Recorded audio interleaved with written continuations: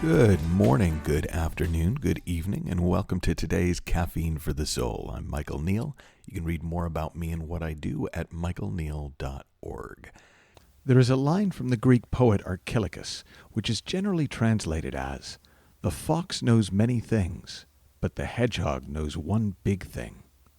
While foxes might be cunning and able to devise hundreds of strategies for catching unsuspecting hedgehogs off guard and eating them for dinner, the hedgehog has only one defensive strategy: to curl up in a ball, spiky spines exposed, and wait until the fox or other predator gives up and goes away.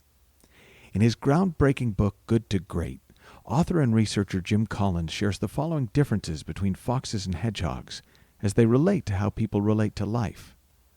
Foxes pursue many ends at the same time and see the world in all its complexity. They are scattered or diffused, moving on many levels, says the essayist Isaiah Berlin, never integrating their thinking into one overall concept or unifying vision. Hedgehogs, on the other hand, simplify a complex world into a single organizing idea, a basic principle or concept that unifies and guides everything. It doesn't matter how complex the world. A hedgehog reduces all challenges and dilemmas to simple, indeed almost simplistic, hedgehog ideas. For a hedgehog, anything that does not somehow relate to the hedgehog idea holds no relevance. To be clear, hedgehogs are not stupid. Quite the contrary. They understand that the essence of profound insight is simplicity. What could be more simple than E equals MC squared? What could be simpler than the idea of the unconscious organized into an id, ego, or superego? What could be more elegant than Adam Smith's pin factory and invisible hand? No, the hedgehogs aren't simpletons. They have a piercing insight that allows them to see through complexity and discern underlying patterns. Hedgehogs see what is essential and ignore the rest. In the transformative conversation, instead of concerning ourselves with the hundreds of different categorizations and configurations of challenges people face, we reduce life down to its most fundamental elements, the three principles of mind, consciousness, and thought. When it comes to living a wonderful life, it seems to me that we have the same choice: to learn and devise 1,000 strategies for happiness and success, or to find one thing that really works and do it 1,000 times. The obvious question is this: what's the one thing? After 24 years of coaching individuals and groups from nearly every walk of life, I can say with confidence that the people who do really well over time are often not the smartest or most well-read. They can be introvert or extrovert, seemingly self-assured or apparently neurotic and insecure.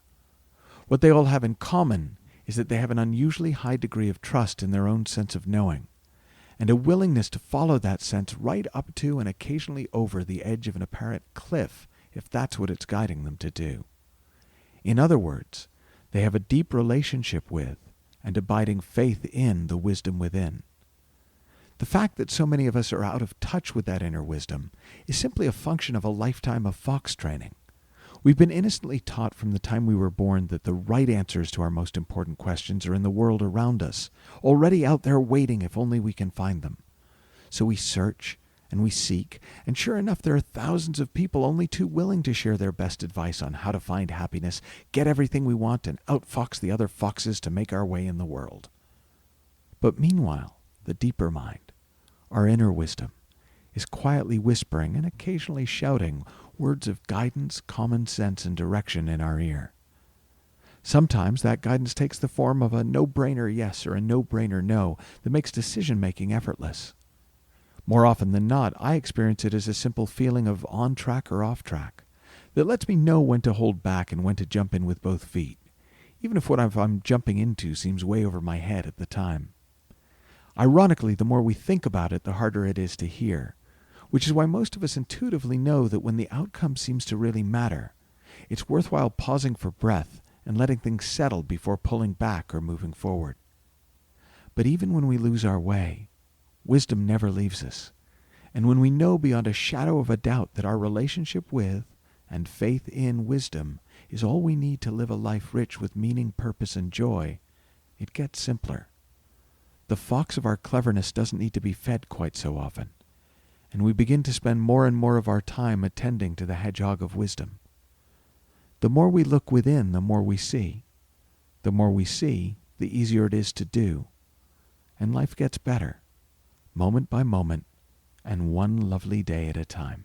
Until next time, have fun, learn heaps, and I'll speak to you soon.